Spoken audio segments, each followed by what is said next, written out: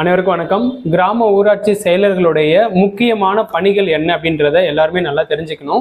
So ஏன் அப்படின்னா இந்த வினாவை நீங்கள் எல்லா இடத்துலையும் எதிர்கொள்ள வாய்ப்பு இருக்கு. இவங்களுக்கு ரெண்டு முக்கியமான பணிகள் கொடுக்குறாங்க. ஒன்று தன் விருப்ப பணிகள் அப்படின்னு சொல்லலாம், இன்னொன்று பார்த்தீங்கன்னா அடிப்படை மற்றும் கட்டாய பணிகள் அப்படின்னு சொல்லலாம். ஸோ இப்போ தன் விருப்பம் அல்லது விருப்ப பணிகள் அப்படிங்கிறதுல என்னென்னலாம் இருக்கு அப்படின்றத பாருங்க. ஸோ முதல்ல தெருவிளக்குகள் பராமரிப்பது அப்படின்னு சொல்றோம். ஸோ இது விருப்ப பணியில இருக்கு. அதே மாதிரி இங்க பாத்தீங்கன்னா அடிப்படை பணிகள் கட்டாய பணிகள்லையும் தெருவிளக்கு அமைத்தல் இருக்கு. ரெண்டுக்கும் உள்ள வித்தியாசம் என்னன்னா, தெருவிளக்கு ஒரு ஏரியால இல்ல, பொதுமக்கள் தெருவிளக்கு எங்கேயாலும் அமைச்சு கொடுங்கன்றாங்கன்னா அதுக்கு பஞ்சாயத்து அனுமதி அளிக்கணும். ஸோ அப்போ டிரான்ஸ்ஃபார்ம் கொண்டு போய் போடுறதுக்கு இபி கிட்ட இவங்க தான் பரிந்துரைக்கணும், இந்த பஞ்சாயத்து அலுவலகத்துல இருந்தா பரிந்துரைக்கணும். அதுதான் தெருவிளக்கு அமைத்தல். இப்போ அந்த எரிஞ்சுக்கிட்டு இருக்கு தெருவிளக்குகள், நீண்ட காலம் எரிஞ்சு அது பழுதாயிடுது அப்படின்னா அதை பராமரிக்கிற பொறுப்பு தான் விருப்ப பணிகள்ங்கிறது. இது கட்டாயத்தில் வராது.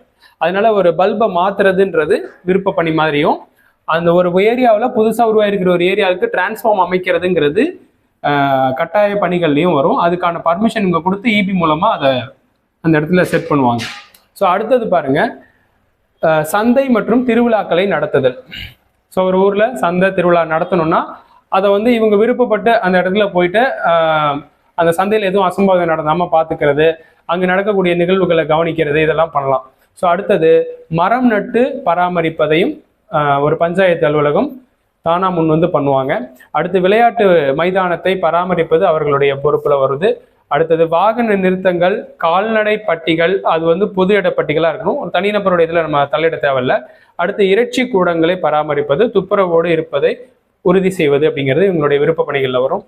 அடுத்தது பார்த்தீங்கன்னா, ஒரு ஊரில் கண்காட்சியோ பொருட்காட்சியோ நடைபெறுது அப்படின்னா அந்த இடங்களுக்கு வரக்கூடிய கூட்டங்களை கட்டுப்படுத்துறதுக்கும் இவங்க தன் விருப்ப பணிகளாக செய்யலாம். இது தன் விருப்ப பணிகள்.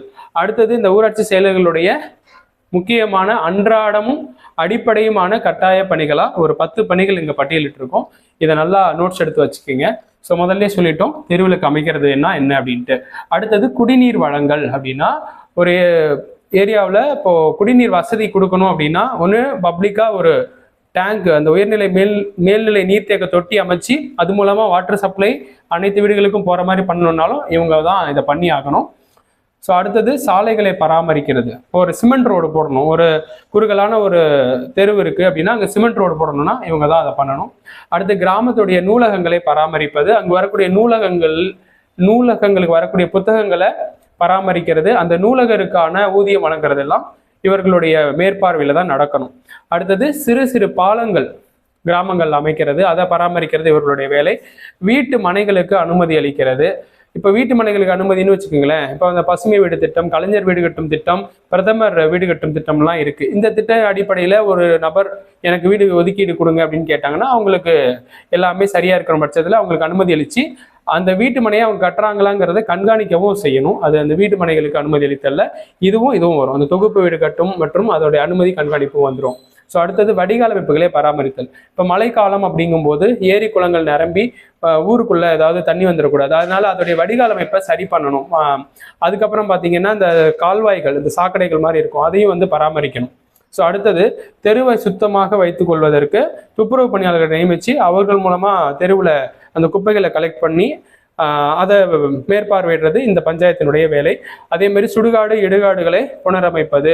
அங்கே பார்த்தீங்கன்னா அந்த சுடுகாடுகளில் அந்த பிணம் எரிக்கக்கூடிய ஒரு இடம் இருக்கும், அதை கட்டித்தர வேண்டியது, அதில் அங்கு ஏதாவது ஒரு அடிப்பம்பு போட்டு கொடுக்கணும், தண்ணீர் வசதி ஏற்படுத்தி கொடுக்கணும், அதை செய்யறது அந்த மாதிரி. அடுத்தது இறுதியாக கிராமங்களின் தூய்மையை பேண பொது கழிப்பிட வசதியை செய்து தருவது. அப்போ ஒரு கிராமத்தில் பொதுமக்களுக்கான பப்ளிக் டாய்லெட் ஒன்று கட்டித்தரதும் இவர்களுடைய பொறுப்பு தான். இதுதான் கட்டாய பணிகள்னு சொல்லுவோம்.